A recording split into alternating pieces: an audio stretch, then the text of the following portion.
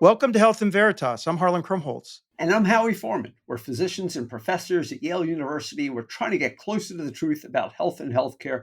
We have a very special episode to start off our fifth season, and I really can't imagine Our fifth season? Fifth season. I know, it's hard to believe. Oh my God, Howie. And I can't imagine anyone better to be on the pod with No all one the better. news swirling about right now than Eric Topol, who we had back on. How did we snag Eric Topol? That is extraordinary. We luckily had him on December 1st, 2022, in the middle of probably a different COVID wave on episode 58 of the podcast. And now we're able to get him back because he just published his newest book. Let's sell some of these books because it's a terrific book. It's a really terrific book. It is a fantastic book, Super Agers, an evidence-based approach to longevity. And before he was on the podcast last time, he had launched Ground Truths, which is an amazing newsletter Substack. And he's been doing his own podcasts and videos as well. So we're going to try to touch on those topics. I do want to start off with the book and point out to our listeners, first of all, that you do a deep dive on an array of topics that are far afield from your specialty of cardiology and really look at the evidence from all angles. And I wanted to ask you, what are the biggest surprises that you think that a reader or our listeners might learn from this book that may not be apparent if you're reading the popular press every day? Yeah, I think the biggest thing was that everyone considers their genetics as their risk for getting a particular disease, age-related disease. And it turns out that's just a minor component. And as we've learned in recent years, it's really the immune system, how well that hangs on as we get older with respect to protection or getting dysregulated. The immune system is key. And, if I go back, I'd probably become an immunologist and a computer scientist rather than a cardiologist, because that's the center of all this right now. Age-related diseases, if you get your immune system just right, I think that's the ticket for most people. It really is remarkable. I mean, you think about the number of people who can have a relatively healthy, young, middle part of their lives, and then the immune system dysregulates later in life, and you have all sorts of things. We always think about things like arthritis or hepatitis, things like that, or liver dysfunction, but there's just so many things, including neurologic implications of that over time, and we're learning more every day. And you go into that in practically every chapter, but you have a specific chapter on the immune system in the book. Yeah, the fact that we're getting to control it now, that, like a rheostat, the more we get at that point where we get, really good control and being able to measure it, as both you and Harlan know, one of the biggest deficits we have in clinical medicine is we don't have a way to measure the immune system. And we desperately need that because that's really the key. So for our listeners, first of all, part of the book, you talk about the fact that your parents died at relatively young ages. And thankfully, you are now explicit in the book. I think you're 71 years old right now. And you even give data that has been acquired about you and how it informs you. What advice would you give our listeners? What are the best pieces of advice you can give our listeners? And as a second part to that, do you find it hard to follow your own best advice? Because I do. I mean, I eat some ultra-processed foods that I cannot stop. I do exercise every day. There are some good things I do. There are some things I don't do well. What do you do? And what do you think are the things that people could reliably change about their behaviors to live longer and live healthier? Yeah, well, the problem with the generalized recommendations, like an anti-inflammatory diet, avoiding ultra-processed foods as best you can, but as you point out, Howie, it's hard to just completely get it off of them. Attention to not just aerobic, but resistance and balance training, exercise, and trying to do that as much as you can. I try to do that again, an hour a day with some combination of that. And most days I do that. And then sleep, that was a big thing for me, which was, tracking it because I knew I didn't sleep enough or well. and then tracking it. And they're working on that deep sleep component where the lymphatics of the brain do the washout of all your waste products, which otherwise will inflame your brain. So I got much better at that. I'm still working. The problem with the general recommendations, as you know, is that most people don't do them. And that's why I think the book is trying to set up a whole different mode, which is we have to partition people's risk. And we have to, since it takes 20 years for the major age related diseases, cardiovascular, cancers, neurodegenerates, 20 years or more for them to take hold in our body, we got to get ahead of that. And we can do that now. We can never do that before. Once we establish a person's at high risk for one of these diseases, then we have all these ways using lifestyle factors, which are not just these three, there's a long list, to help them. But of course, we're going to use more than just lifestyle factors in the future. So the point being is we can't just put out general recommendations because they're largely ignored, but we can work with each person through multimodal AI of all their layers of data. So like for me, a big thing recently, I'm an ApoE4 carrier, right? And 25% of us are, right? I don't know if either of you have gotten your. I've not been tested for it, but just to remind our listeners, that puts you at risk for Alzheimer, right? Yeah, yeah. Yeah. And I don't have a family history of Alzheimer's because, as you pointed out, Howie, my parents, my family members, they all died in their 60s or younger. So I'm thinking, well, when you forget stuff of a name or something, oh man, that must be my amyloid and tau in my brain, whatever. So this breakthrough, the biggest breakthrough in neuroscience in decades, is this p-tau 217, right? It anticipates whether you're going to have Alzheimer's 10, 15, 20 years in advance. All right. So I just recently got my p-tau 217, and it was almost zero. And you know how liberating that is? Oh my gosh. So the point is that I wouldn't be, the one to fixate on the risk factors and prevention of Alzheimer's. I'd be much more, because my polygenic risk score for heart disease is really high, which people don't get and they should be getting. And also, there's a polygenic risk score for each of the common cancers and for Alzheimer's. And there's these markers like p-tau 217. There's organ clocks, a brain clock, an immune system clock, a heart clock, an artery clock, liver clock. We're not using any of these incredibly important tools to predict the risk, to guide a person about their lifestyle, their prevention plan. That's what we're going to do in the future. Someday, prevention, real prevention, not this, give somebody a pneumovax, check their lipid panel. No, real prevention will someday be the norm. And we could do this now, but nobody's doing it. So how do you move toward that? Go ahead, Harlan.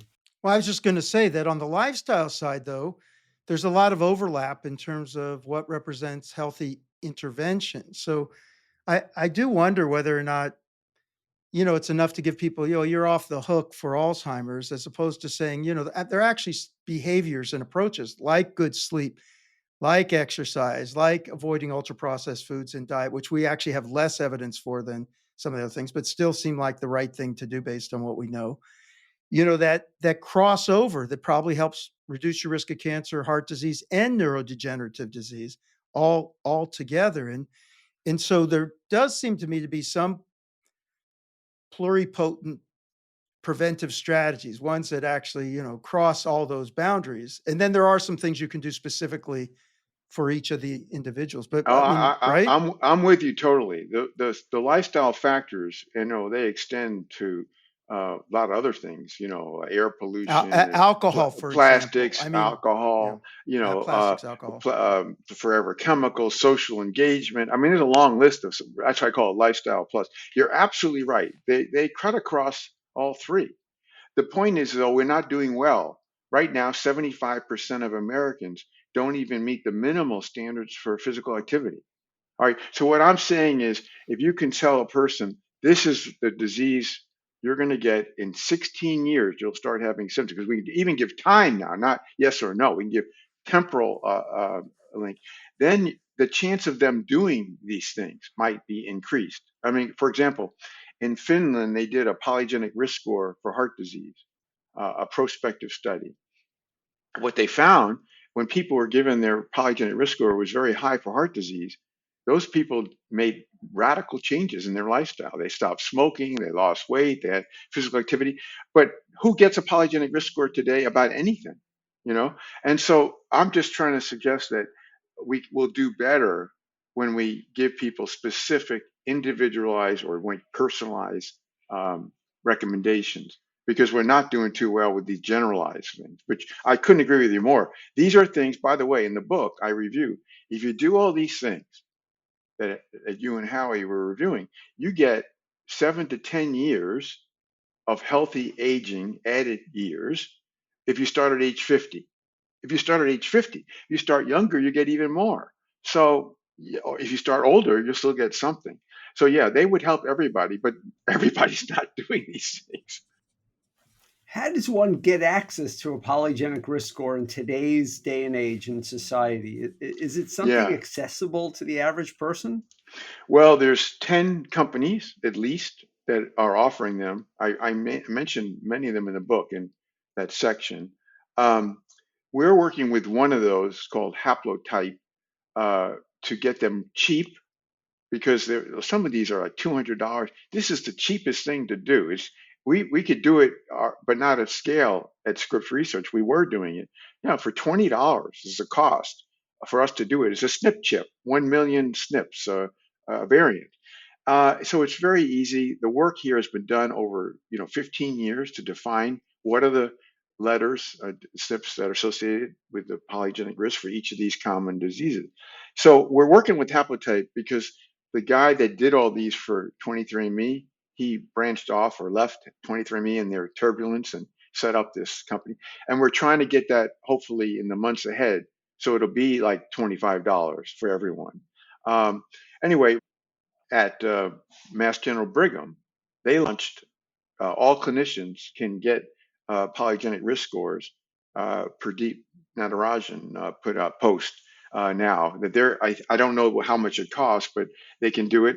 Add it to the companies. So academic labs know how to keep the variants updated because for heart disease, there's hundreds of variants that are used to give the most accurate ancestry specific, ethnic specific risk score.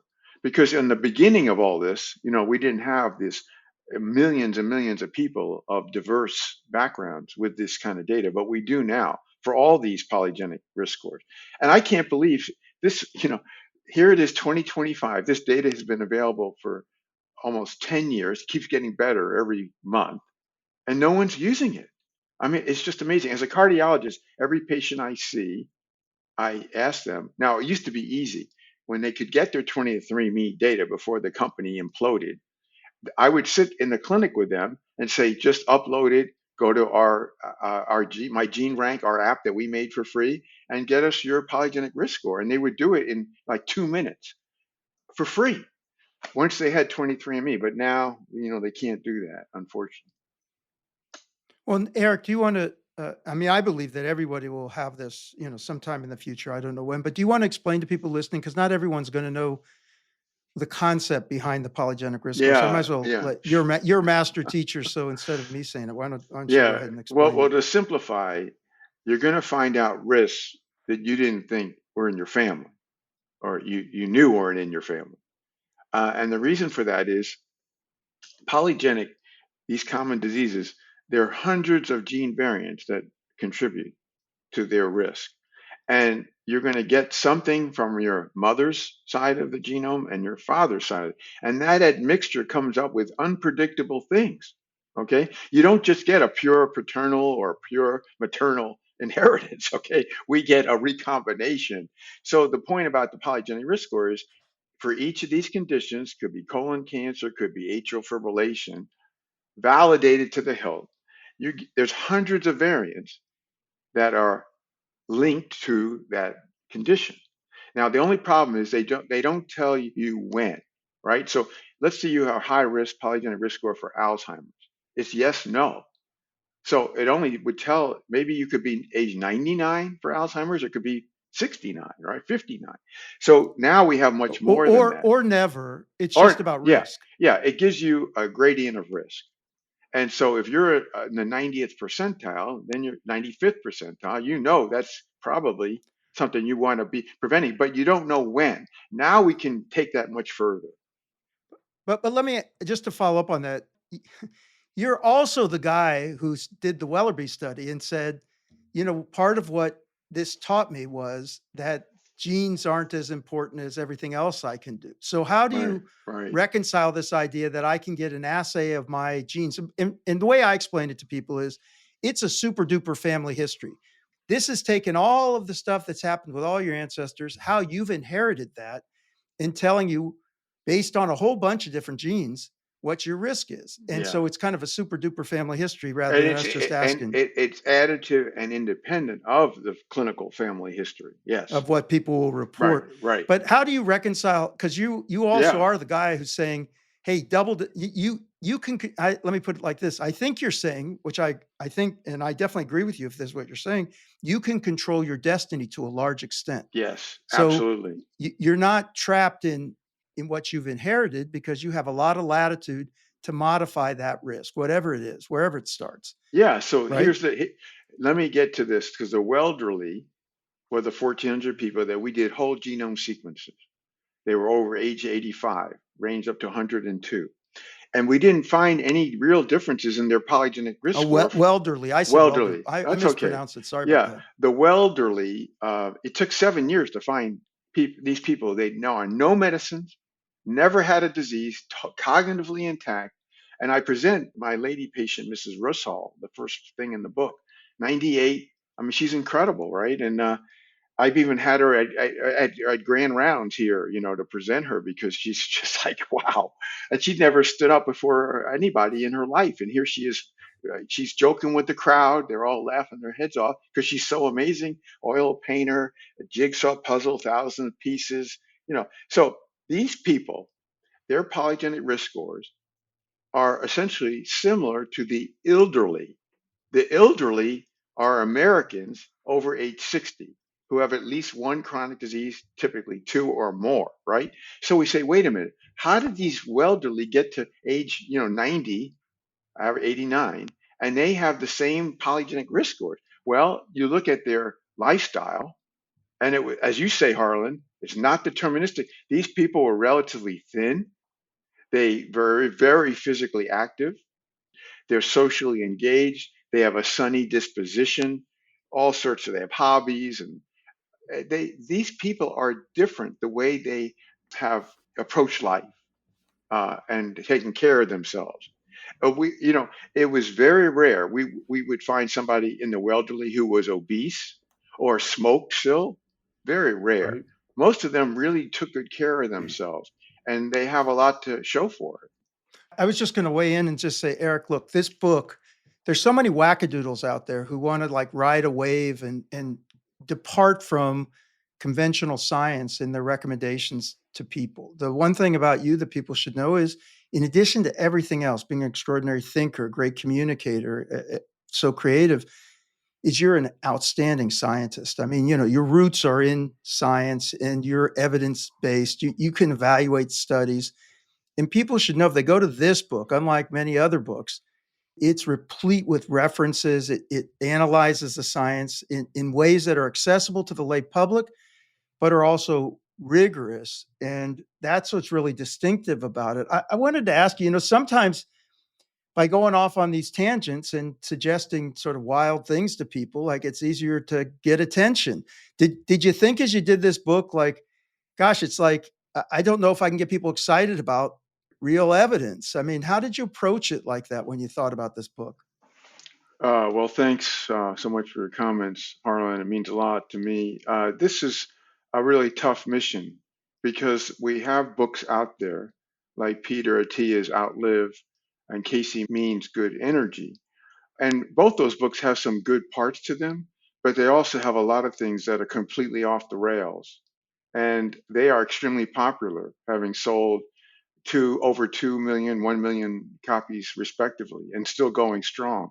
So the problem is, they tell things to people that they want to hear, like there's these secrets, and that the medical establishment has got it all wrong. But we know, take rapamycin or, you know, um, get a total body MRI or take these peptides, and on and on and on. And so I don't know over time, with when you try to tell stuff that is representing the medical establishment with evidence, I don't know if it will compare with the giving the messages that people want to hear, which is basically from people who are challenging the medical establishment, which, as you know, is kind of the rage right now. Just want to follow up one thing, Howie, because I mean, we're so excited to talk to you. We're like colliding. That's why it's like the, I wanted people to know who are listening because they may have heard about superagers, but you've really created a body of work that actually I see coming together. There was starting with the creative destruction of medicine with a big idea about digitization of everything, would fundamentally disrupt medicine. Of course, you were right about that. And then, The Patient Will See You Now is such an important book. Of course, as you know, I resonate a lot with the idea of Mm. how do you empower patients, how do you put them in this position. And your idea there about smartphones and digital tools, putting patients really in the middle. And I just love that flip. The Patient Will See You Now. It's a Mm. fantastic title. You go into deep medicine where you start talking about, the promise of AI, and then you get into the longevity stuff and wellness with superagers. I really see this as a connected group. And if people haven't had a chance to dig into these, even though some of these are a little bit older now and the world's changed, you actually did them in a way that I think they have enduring wisdom associated with them. That you're providing insights that are still relevant, even if people go back to these, they'll see lessons that we're still applying, even as the sciences move forward. Did you ever conceptualize these together, or did these just come out one by one as you did it? Or how did you Yeah. approach the idea of books? Because earlier in your career, you weren't writing books like No, this. no. I got started much later than I probably should have, because I didn't ever think I would write a book for the public rather than just these medical And of course, textbooks and stuff. you wrote the major interventional cardiology and edited the major interventional cardiology textbook for many years. I think through 4 editions, it was the Oh, most now it's on. popular. It's soon going to be at the ninth edition A of ninth. that. So So we haven't yeah. given up on it. It's kind of amazing. But I think what I've learned is our audience has to be the public, because we live in this microcosm, whether it's radiology or how cardiology, whatever specialty, even internal medicine. It's just not the right audience. It's fine to talk to your colleagues and peers, but it's much bigger than that. So I finally learned later. Now, every book, including Superagers, I tried to forecast the future, and I've always been wrong, not by what was going to happen, but when, you know, because it takes much longer for medicine to, reset and change. And here, the thing that I tried to put forth in Superagers was we have an opportunity to prevent the big three age-related diseases like never before. That's really the big idea here. But are we going to do it? Are all the gutting of our medical research support, the resources going to prevent it or suppress it or slow it down?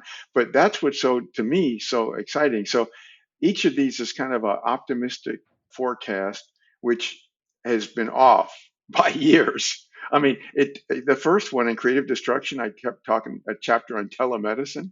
It took a pandemic so that we would have telemedicine, So, but fortunately, I think so far, AI, as you mentioned, Harlan, is deep medicine.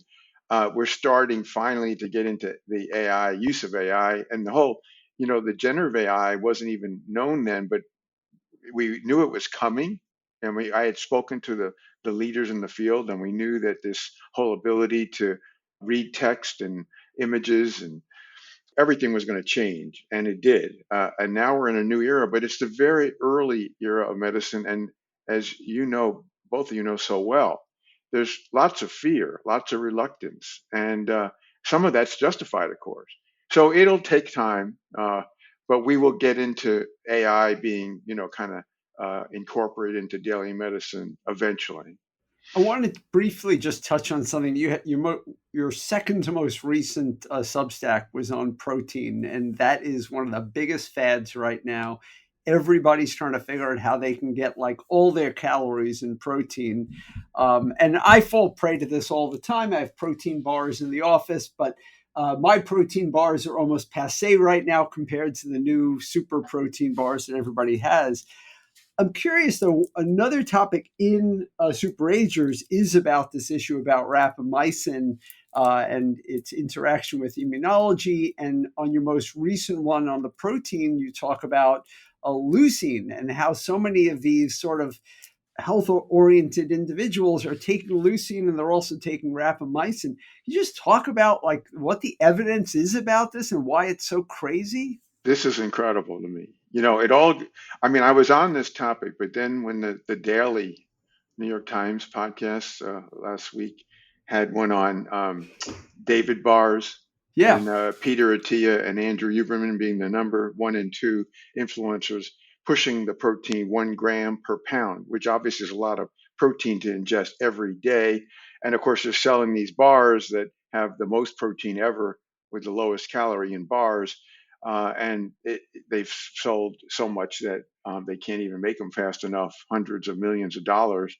Anyway, I started getting into this because in the book, I even mentioned about how all the work from Washington University St. Louis, which hasn't gotten enough regard, shows that high protein intake, and this is shown both in mice and in people, will add to inflammation of the body and, at least in the mice models, promote atherosclerosis. And in fact, the leucine, as you mentioned, Howie, that's the essential amino acid we can't get, the body can't make it, but we get it through eating food or bars. uh, right. Most of it comes from animal sources. Well, it turns out leucine is the culprit. That's the big thing. And this is a real problem because these people that advocate taking rapamycin with no data to know that your immune system is not knocked out because we can't measure it, that inactivates mTOR, the molecular target of rapamycin. So and leucine activates it. So what they're doing is they're getting the yin and yang opposing effects. They're knocking out whatever the rapamycin was supposed to do with the leucine. It's just crazy, and there's no data. There's no data, and I just reviewed every meta-analysis, every paper out there, every randomized trial. There's hundreds of them that support this 1 gram per pound, It's which is insane. 2.2, and people are on it. All these TikTok videos that take 200 grams of protein a day. This is a sick with no basis. It's kind of reckless, and some people, especially if they take this big protein intake through animal sources, they're going to get a lot of leucine. And if they had a risk for heart disease, it's not going to make it any better. Not to mention that these David bars and most of these high protein products are ultra processed foods. Yeah, well, Like that's on right. top of that, They're all ultra processed, but especially these David bars with the EPG. I mean, this stuff is just, you could never make this up. I mean, it's just amazing. And of course, the peptides, is another ground truth I wrote a couple of weeks before that. That's the same story. You got RFK Jr. advocating everyone should take BPC 157 peptide, and people are taking stacks of peptides, each a few $100s or more every month, and they're self-injecting themselves with these peptides. It's the same issue. There's no data for any of this stuff. We can't get people to control their blood pressure, but there's all these people following all this other stuff. But try to dissuade from the influencers who have massive following, and they are trying to tell you the secrets that the medical establishment won't tell you. That this is what we're up against. It's a real challenge right now. I mean, you saw it even the hearing with RFK Jr. It's yeah, crazy. they got truth and evidence versus stuff that's made up, and you can't tell the difference out there. I'd be remiss to not reflect on the fact that the moment that we're in right now, we had the RFK hearing, and you did a podcast with Dr. Mike Osterholm, which I thought was great, where you talked about sort of the challenges that we're in the public health space right now. Do you want to just say a couple of words? You are incredibly careful about not going out too far with running around with your head cut off. You do judge bad behaviors out there, but it's not like this is the thing you do. You don't sit there and say, look how crazy everybody is. Tell us how you feel about the current moment, though, because it does make a lot of us feel like it's crazy. Yeah, I mean, you could go crazy by doing that. So I try to stay sane. And, I obviously we're in a dark time. We have all this dis and misinformation and made up stuff, and politicization of everything. It's I'm just the way I keep my sanity is I get my head into other topics. I don't fixate on it, knowing that someday this will get righted. It may be too long from now, and it may take too much to get back on our footing. But this can't go on forever. How bad it is. So I try to just stay optimistic. I know it's bad, but like I'm on Blue Sky, and Blue Sky, if you want to get anyone to pay attention to your post, it's got to be something about how crazy everything is, and how the world is ending. And I just post stuff about some interesting science stuff to try to titrate that, because the science isn't going to go away. And as much as the funding might get cut, people who do good science, they're just going to keep on going. And eventually, great discoveries will be made, maybe not at the same velocity, right? And so I have always been optimistic, and I'm not losing it. I refuse to have a derangement syndrome. I can't handle it. I rather try to find whatever positive out there that are fascinating discoveries that tell us that the world is not going to, the sky isn't falling. It kind of is falling, but you know what I mean? Yeah. One last thing. This comes from Tobias, our research assistant in undergrad at Yale. He raises a point that a number of years ago, you thought level 5 autonomy was not achievable with AI. And more recently, you seem to indicate that you think it is. Do you want to just say a quick word on? I know you say you get the timing wrong, and I agree, you get the timing wrong a little bit Oh, a on lot. AI Yeah. dissemination. But I'd love to hear you say what you think is going to happen in the future with healthcare, medicine, and AI. Yeah. So I was borrowing from the car auto industry. And level 5 autonomous driving means that under any condition, fog, ice, that the AI can navigate. And I'm just trying to say, in medicine, we will never get there. There will always be conditions that the AI, you have a new cancer diagnosis. Do you want the AI to tell you that, and to Right, what right. treatment? No, no. So we're not going to ever get to level 5. We may not even get really to level 4. So it's just about how deep, how far, how the breadth that AI can take us. I do think the biggest thing of AI in the future is going to be this remarkably precise and accurate forecasting of conditions long before they ever start to show up. People haven't centered on that, but that to me is the big thing that we haven't yet even started talking about. So, but we're not going to get to level 5. I maintain that. And if I ever intimated that, I would retract it, or say it isn't true. Well, I'll just say you might. How about this? You might get to level 5 for selected things. What about Oh yeah, people? yeah. People have a rash. They take their phone. They take a picture of it. It tells them what it is, and for 80% of them, they're telling them put a little steroid cream on it, take care of it. I'm just joking, but it's Yeah. Oh, it's yeah. But that's level 3. Level 3 is okay. under specific conditions I where see. the I the see. I see. roads are clear and the maps are Oh yeah, good. yeah, yeah, So yeah, yeah. specific things that doesn't get you out to the 5. Total autonomy. I don't think Total me- autonomy. I I don't got think it. medicine can ever go there. I hope it doesn't go there, because the human touch and the knowing that the doctor has your back. That I mean, if there isn't anything more essential in medical What about on the practice. Mars trip? Don't they have to bring a Yeah, hologram that can? this is ridiculous. No human being is fit to go to Mars. Okay, they're not. You can't even live up in the International Space Station for a while. I mean, I got to know the twins, and the one that stayed up there, and the one that was up there, and the one that on the ground, and you know, we're talking about real suffering of the brain and everything. From you can't. People aren't going to Mars here. Maybe they could find Well, a gene that's Mars selective that could get you there. 6 months trip. This is I'm ridiculous stuff. I'm willing to send Elon Musk to Mars if that's what it takes. So, Oh yeah, I'm with you. and I'm with you. I think he should go and start the colony, interplanetary colonization. exactly. Yeah, Yes. I think it'd be good. I think it'd be really I, good. I Yeah. am so grateful that you joined We're us so today. happy to have had you on. It's so great to see And you, hopefully Eric. we'll And get you back again. And again, the book is Super Agers, an evidence-based approach to longevity. buy it. And It's the worth it. and the Substack is Ground Truths, which is so fantastic. It is free. You can subscribe for additional content, but it is free and it is fantastic. It comes out the podcast regularly. Substack, fantastic. I'll tell you that it's so easy to get behind this book because it really looks at the science. It's something people can rely on. And, for that, we thank you, Eric, for all you do. And it's really great to see you. Oh, thanks to both of you. This was so much fun. I really, Thanks, really Eric. enjoyed it. I really appreciate all your feedback and keep up your great work because Thank you. it's changing the medical world for sure.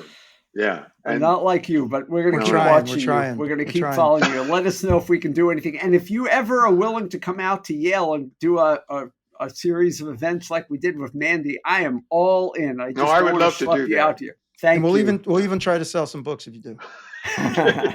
all right. You guys take All right. care. Thank Take you. care. Bye-bye. All right. Bye. What a way to kick off season 5, baby. Absolutely. I'm so grateful for him. He is such a good guy. He's such a nice man. Yeah, and kudos to Tobias for putting together great notes for us to Absolutely. enable us to do a good interview. Anyway, everyone, you've been listening to Health and Veritas with Harlan Krumholtz and Howie Foreman. We're back for season 5. Back, baby, back. How did we do? To give us your feedback or to keep the conversation going, email us at health.veritas@yale.edu or follow us on LinkedIn, Threads, or Twitter, or whatever social media you want to try. Yeah, I'll plus one on that. We always enjoy hearing from you. Rate us. It helps people find us. And, we're off to the races this season. Absolutely. If you have questions about the MBA for Executives program at the Yale School of Management, reach out via email for more information or check out our website at som.yale.edu/EMBA. Health and Veritas is sponsored by the Yale School of Management and the Yale School of Public Health. We are fortunate to have superstar students that Howie's recruited from his class, Tobias Liu and Gloria Beck. We have a remarkable producer who somehow makes us sound okay every week, Miranda Schaefer. And I've got the best co-host in the world, Howie Foreman. I am so grateful for all of you, and we just are excited for the new season and happy to have started with Eric Topol. So Talk to you soon, Howie. thanks very much, Harlan. Talk to you soon.